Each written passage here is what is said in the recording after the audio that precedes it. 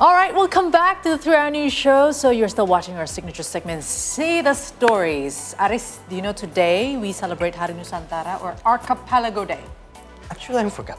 You forgot, yeah, nobody remembers. But it is very important for Indonesia because Indonesia is the biggest archipelago country in the world. And when you talk about what's lying there under the water, is just so many. Have you ever counted? Like our marine accounting is probably not that It's sophisticated yet. Yes, it's really sophisticated because Indonesia is so fast. It's very fast. Yes, Yeah. and I have a feeling like our government has a big task in actually guarding this big nation, which is islands and islands and islands, like so many islands.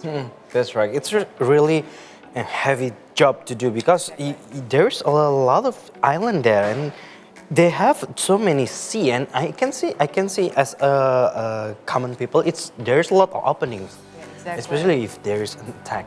A lot of openings and people can just, goes in because the borders are just on the water. Anyway, so today we commemorate the National Day or the Archipelago Day, which falls on December 13th every year. So Archipelago Day is celebrated annually on December the 13th. The special day commemorates the establishment of the Juanda Declaration. According to the Indonesian Maritime Affairs and Fisheries Ministry's official website, the Juanda Declaration contains the sovereign territory of the Indonesian Sea. Meanwhile, the Transportation Ministry decided to celebrate this year's Archipelago Day in Tidore, North Maluku, that once served as the hub of festivities for all special day. The theme of the 2023 Archipelago Day is celebrating the archipelago's connectivity and maritime economy from the 0 point of the spice route, which is Tidore. Wow, do you know that? I didn't know that. So the theme raises the hopeful notion that Tidore can resume its elevated position as the hub of Archipelago Day.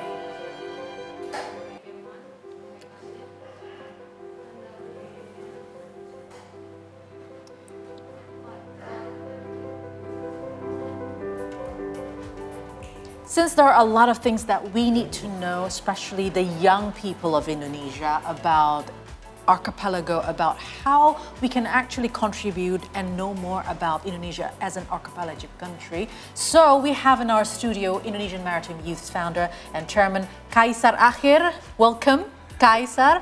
Thank you. Also, we have also here Indonesian Maritime Youth CEO Aren Jose Manuel Pakpahan. Welcome, Aren. Thank you. Welcome to the studio. Welcome to the studio. So, tell us first, can you tell us more about the Indonesian Maritime Youth? What are your efforts with the community to raise maritime awareness, especially among the young Indonesian people? Indonesian Maritime Youth, or Maritim Muda Nusantara, is a national youth organization in maritime affairs established in December 2018 with the vision to realize Indonesia as a global maritime fulcrum with sustainable development approach and youth as the front line. Currently, Maritim Muda's members are more than 6,000 young people with 39 provincial organizations and 47 local organizations in Indonesia.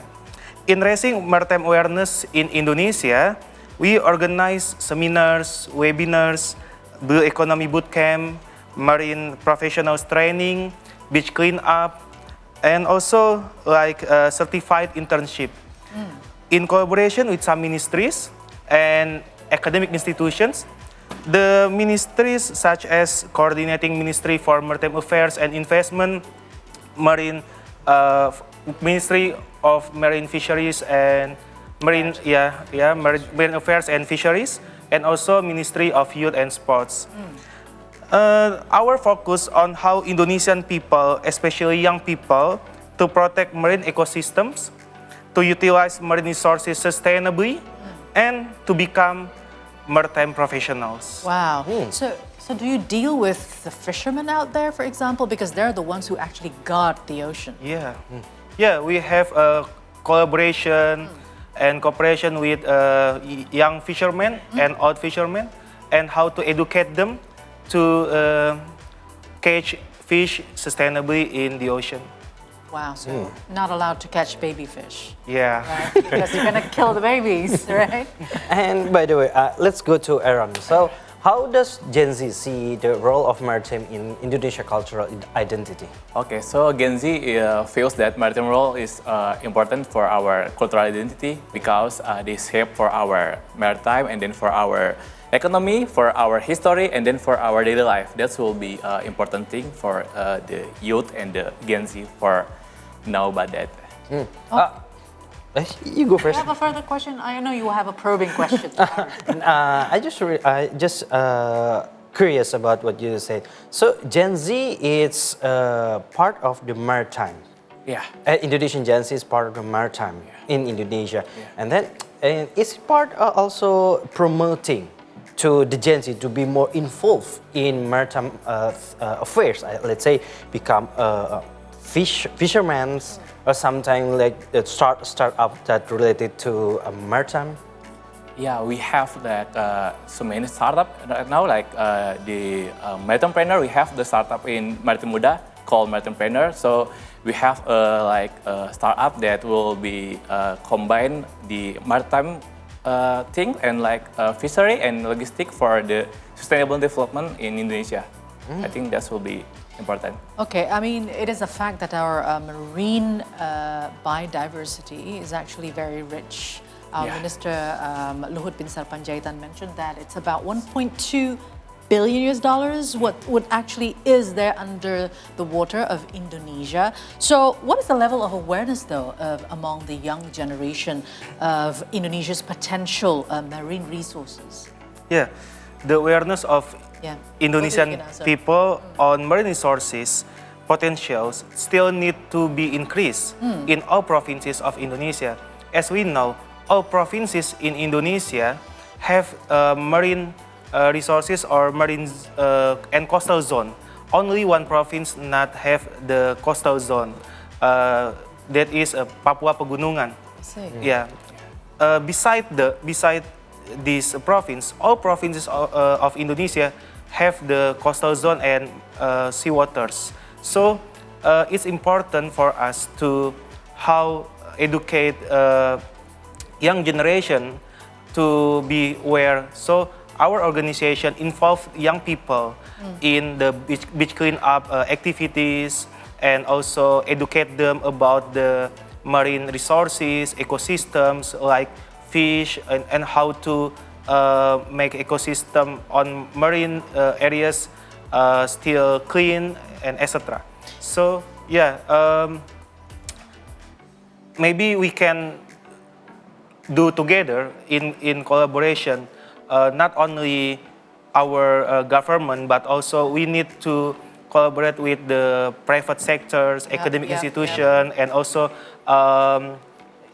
marine research institution, something like that, to increase the awareness of maritime issues in Indonesia. Because sometimes I see that there is a clashing sort of like aim. For example, if you want to protect the MPA, the Marine Protected Area, at the same time you want to, for example, you want to build like a touristic destination. So how do you also see to this kind of matters as well, because it's also preserving our marine protected area? Yeah, our regulation in Indonesia allow some marine protected areas to be the sustainable marine tourism areas, but with some regulations and restrictions. But the most important thing, how we educate coastal society to utilize the marine resources as the maritime tourism destinations without without the destruction of marine resources. Like maybe we can do certification or education, or like before the tourists come into the ocean, they need to be educated and to be ensured they will not destruct the marine ecosystem like coral reef, and not drawing the trash on the ocean, on the beach, something like that.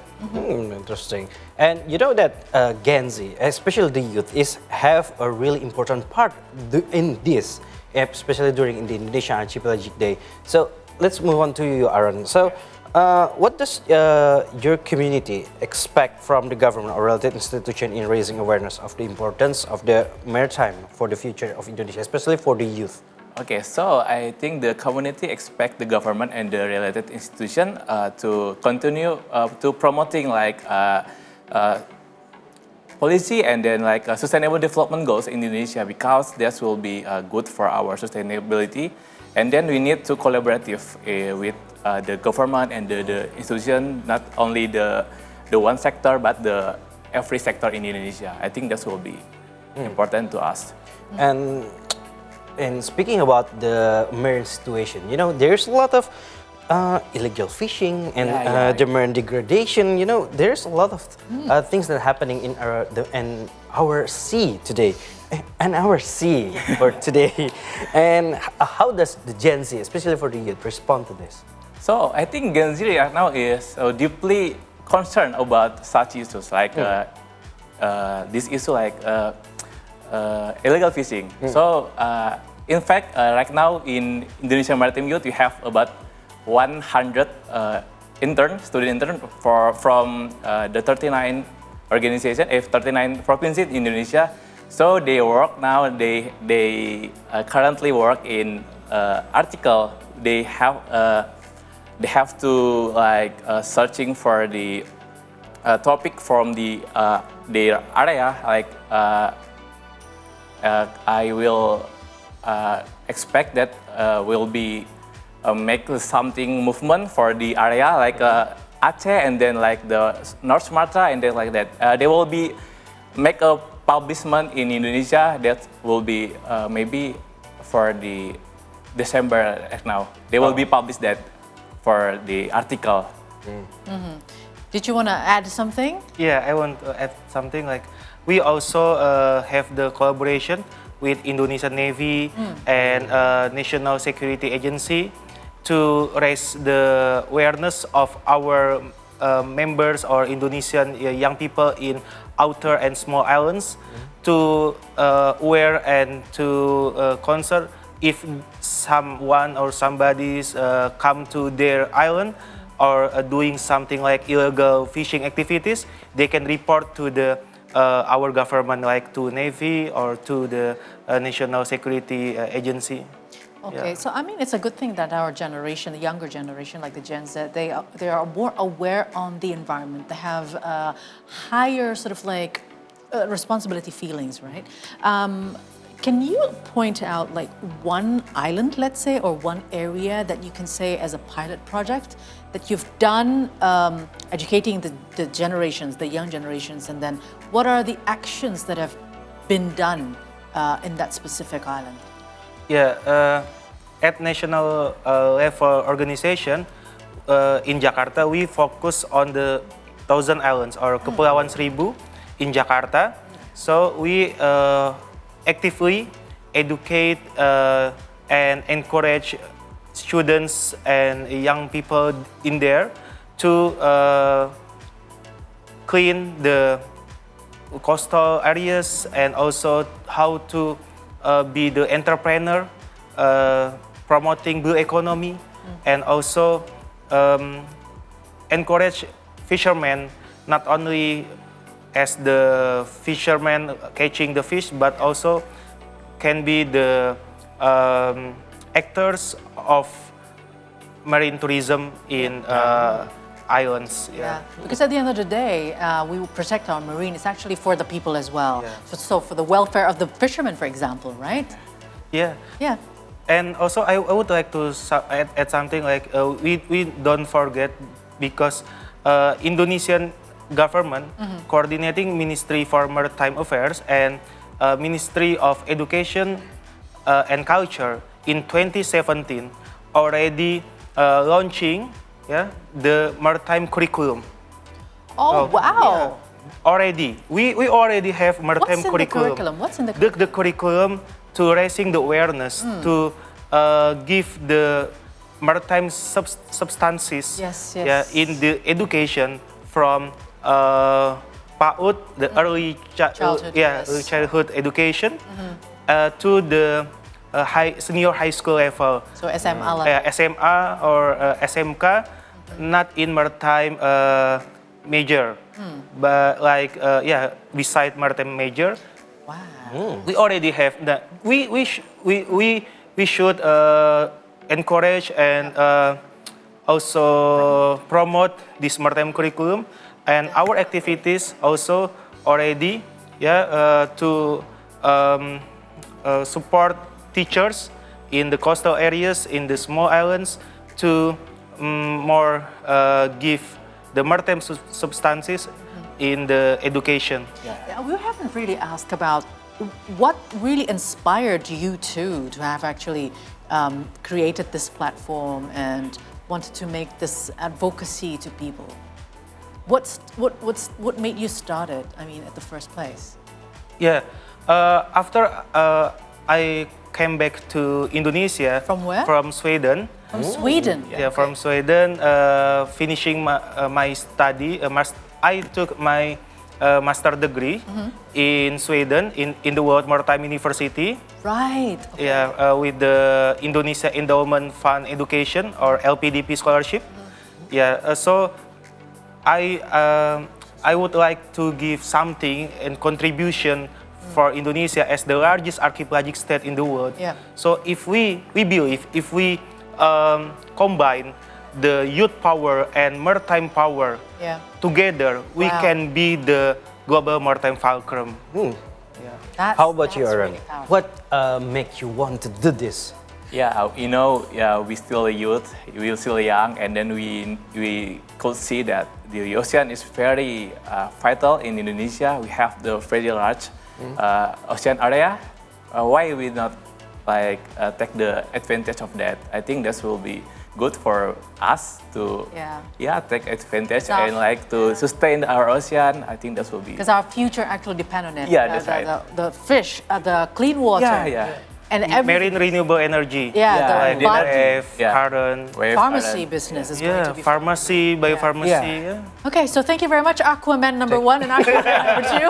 Thank you very much. Very inspirational, and keep doing what you're doing because it's really, really important. Yeah. All right, so now see the stories will continue after the break. Don't go anywhere.